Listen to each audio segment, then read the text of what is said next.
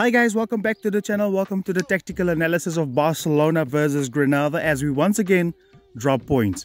In this video we look at all of the tactics, but before we do that, please do subscribe to the channel as that will be helping us to grow even more. We upload 3 times a week and we do a tactical analysis on each Barcelona game.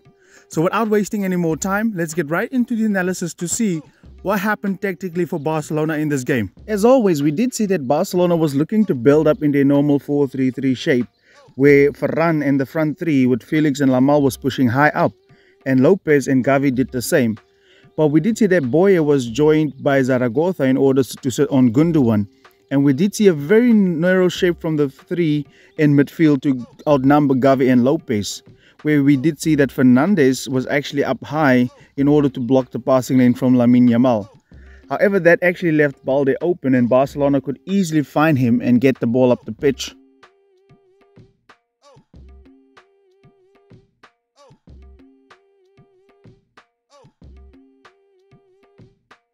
As we've seen countless times this season, last season and this season in particular, the opponents are actually adamant on sitting on Barcelona's pivot. However, we did see that Joao Felix was actually inverting into this space over here, allowing Balde to go forward. And then we would see that Gavi would push out towards the left centre-back position in order to get on the ball a little bit more. And then we did see this allowed Felix to go a little bit higher in order to be able to outnumber the opposition.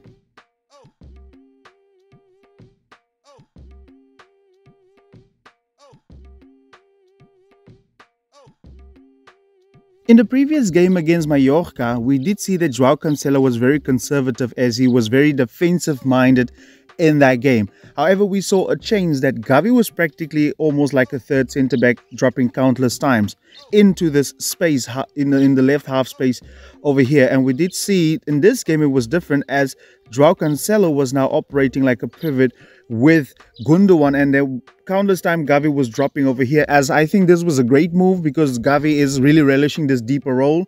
So Gavi would just receive the ball, pass it, and then he would return to midfield.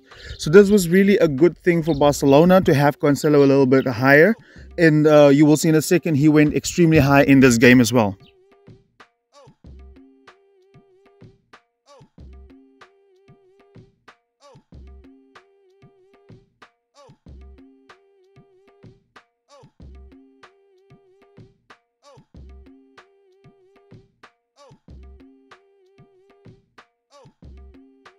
Granada was really adamant on sitting on Gundogan, right? They didn't care about anybody having the ball between Jules Koundé, Christensen and Gavi deeper, as they would have everybody behind the ball and they would hit on the counter-attack. That was basically their game plan.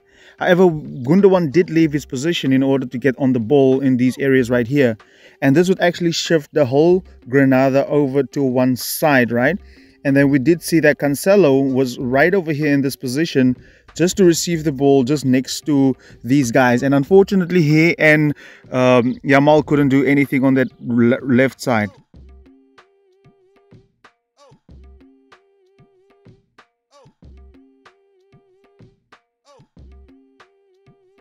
Barcelona's left side was particularly interesting to me as it had Gavi. We saw Felix, of course, dropping close to it. And then we did see that Ferran was almost like a false nine trying to receive the ball. You know, like when Gavi would drop, he would receive the ball in between the lines over there. This left the 9 space vacated, but we did see that Lopez was actually the one dropping over there. This would actually keep the whole of Granada extremely narrow. And this would actually leave Yamal open and maybe potentially have a one-on-one. But the ball never really came to him and that switching phase, you know. And then we did see that Cancelo was actually extremely high. This is what I was saying in the beginning, that the reason why Gavi dropped is to have Cancelo a little bit more higher, right? This narrowed the defense of the shape of Granada, but unfortunately Barcelona was way too slow to actually overload to isolate. And the back five is really difficult to do this, as this Granada side was very dynamic.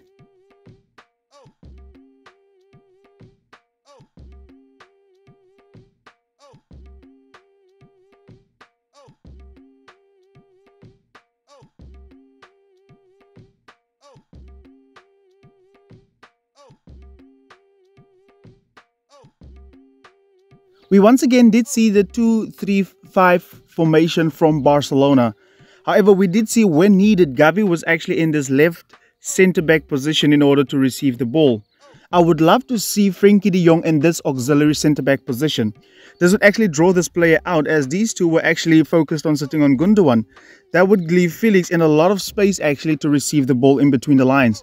However, there's nothing wrong with this formation or the shape. I actually do blame Kunde because he was actually cooked by Zaragoza, right? There's absolutely nothing wrong with this formation. Barcelona is just not playing it right. So we can't really blame Xavi for this.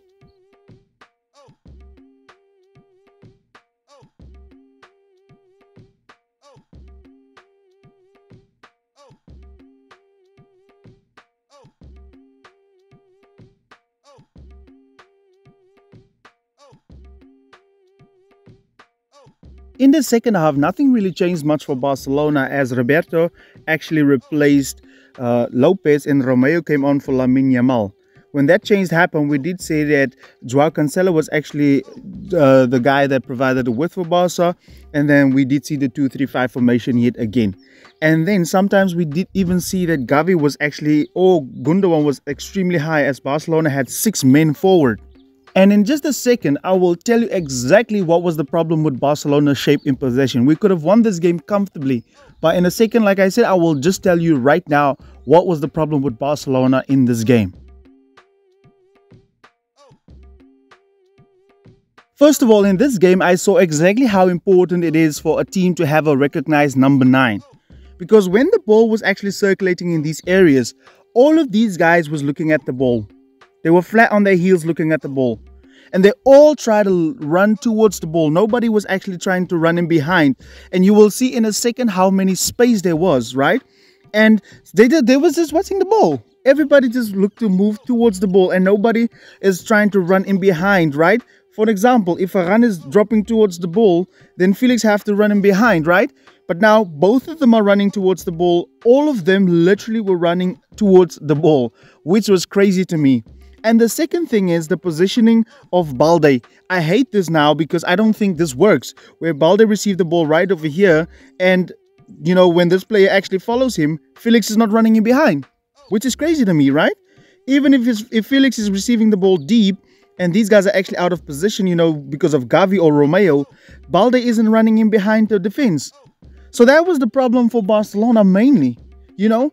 We were flat-footed, we didn't run in behind, we didn't make runs. At the start of the second half, we did some runs, but we just went back to just watching the ball, trying to drop towards the ball like we trying to be Lionel Messi. That was the problem with Barcelona in this game.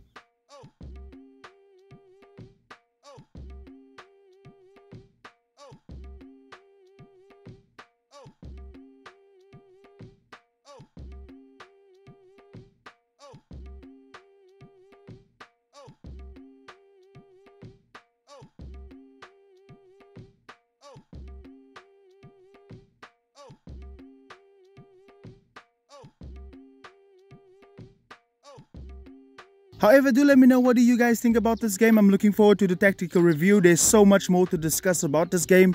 I want to see your statements, questions, and actually analysis remarks that you have. However, like I said, do subscribe to the channel, join the family. We upload weekly Barcelona content tactically only. So thank you very much for watching.